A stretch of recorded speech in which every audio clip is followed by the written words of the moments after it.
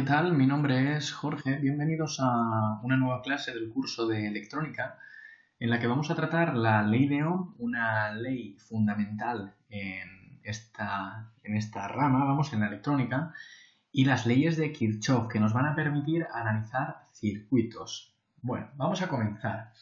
Esta ecuación que tenemos aquí representa precisamente la ley de Ohm. Estoy seguro de que la habrás visto. Bien, ¿qué es cada una de las letras que aparecen en esta igualdad? V representa el voltaje y se mide en voltios. V, voltios.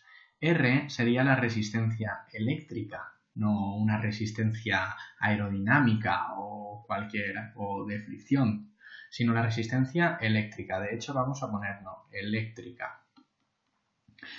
Cuando las cargas o esos electrones que circulan a través de los cables o de los componentes, la materia no es perfecta, sino que contiene impurezas. Y algunos de esos electrones o de esas cargas no pasan como deberían a través de los conductores. Y es por ello que aparece esa resistencia eléctrica que estudiaremos más adelante cuando veamos los componentes resistivos o los resistores, o las resistencias en definitiva. Estas dos magnitudes, voltaje y resistencia, quedan relacionadas mediante el concepto de intensidad de corriente, mejor que concepto magnitud, la magnitud de intensidad de corriente, que se mide en amperios. A. Genial. Pues visto esto, veamos entonces qué son las leyes de Kirchhoff, pero para ello antes introduzcamos alguna de la simbología que gastamos en los circuitos. Cuando hablamos de voltaje, generalmente nosotros para este curso práctico de electrónica o trabajaremos con corriente alterna, que llamamos, o corriente continua. Vamos a comenzar hablando de la corriente continua y más adelante introduciremos la corriente alterna. La corriente continua es una corriente cuyo valor no varía, es un voltaje constante, tiene un voltaje constante. Y por ejemplo, sería el caso de una pila. Si nosotros compramos una pila, podremos ver que tiene un polo positivo y un polo negativo, así como un valor. Este valor sería el valor del voltaje. Y las pilas o fuentes de alimentación generalmente quedan representadas en los circuitos mediante el siguiente símbolo.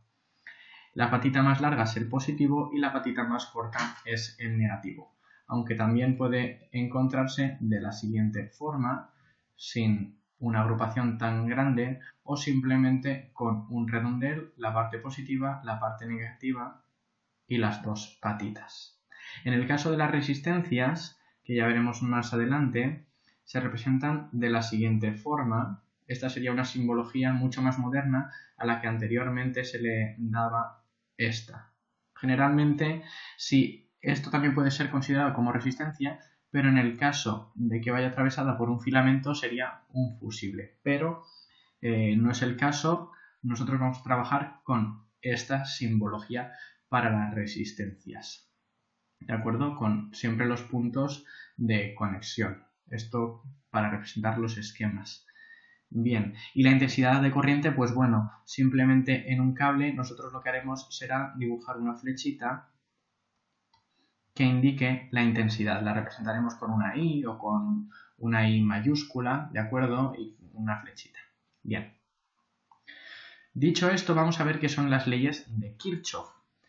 Vimos en el capítulo anterior la idea de voltaje, ¿verdad? Bien, esta idea estaba muy asociada a la energía y como dijimos, la energía se conserva. Es precisamente la conservación de energía, la conservación de algo, lo que establece las leyes de Kirchhoff.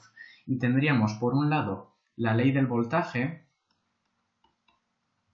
y por el otro la ley de intensidad. ¿Y qué viene a decir cada una? Pues bueno, que el voltaje y la intensidad se conservan. ¿Pero dónde? Bueno, hay circuitos, y algunos incluso han llegado a plantear grandes retos al ser humano una vez propuestos, que son bastante difíciles de analizar. Por ejemplo, supongamos este circuito de aquí.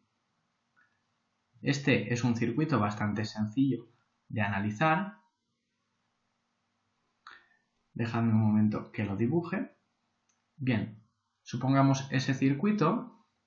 Bien, pues la ley del voltaje nos dice precisamente que el voltaje suministrado por, en este caso, la fuente a lo largo de una malla se ha de conservar. Es decir, este voltaje ha de ser la suma del voltaje que caiga aquí más el voltaje que caiga en este otro punto del circuito, a lo largo de estas resistencias. Esto se ve muy fácil en los ejercicios, ¿de acuerdo? Y lo veremos, puesto que vamos a hacer también ejercicios de esto. Hemos de ser capaces también de analizar los circuitos. Y la ley de intensidad nos dice precisamente que si nos fijamos en un nodo es un punto del circuito en el que se unen los cables, la intensidad no puede irse por un nodo como si fuese un desagüe o aparecer por él como si fuese una fuente de corriente. Supongamos que tengo una intensidad I sub 1 y aquí tengo otra intensidad I sub 2, que vienen por estos sentidos. ¿Cómo será la intensidad que vaya por este cable? ¿Hacia afuera o hacia adentro? En este caso tiene que ir hacia afuera seguro. Esta sería I3. ¿Por qué? Porque si fuese hacia adentro, es decir, si I3 fuese hacia adentro, perdonad, si I3 fuese en esta dirección, la energía, esa corriente, se estaría almacenando en este nodo. Eso no puede ser así. La corriente tiene que salir, tiene que fluir a lo largo del circuito. ¿De acuerdo? Así, de esta forma, por ejemplo, podríamos establecer que una relación bastante sencilla y es la siguiente, que I3 ha de ser igual a I sub 1 más I sub 2.